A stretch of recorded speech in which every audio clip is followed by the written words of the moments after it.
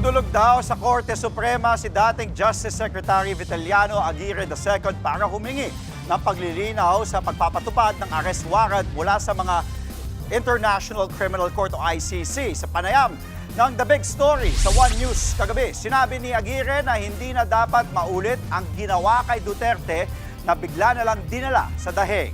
Giit pa niya, dapat idaan muna sa korte sa Pilipinas ang kaso bago dalhin sa ICC. Matatandaan kasama si Aguirre sa 8 pinangalanan ng ICC prosecutor na kasabwat ni Duterte sa mga pagpatay sa war on drugs. Wala naman daw siyang planong magtago at handa raw siyang makipagtulungan sa ICC.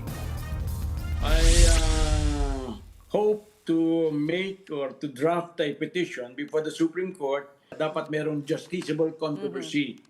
So dito dapat maprubahan ko na merong danger na yung constitutional right ko may be violated. For example, to be imprisoned in a foreign country without due process. I'm going to file an action before the Supreme Court, a petition before the Supreme Court for certiorari. Pagdating naman kina Senador Bato de la Rosa at Bongo na pinangalanan din kasabwat ni Duterte, iginiit ni Senator Risa Ontiveros na hindi sila aarestuhin habang nasa sesyon. Yan ay sakaling maglabas ng arrest warrant ang ICC laban sa dalawang senador.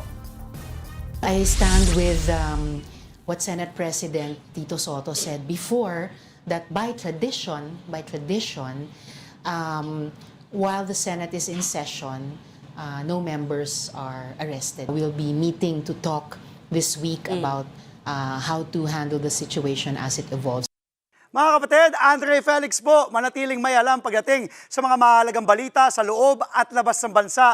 Mag-follow at mag-subscribe na po sa social media pages ng News 5.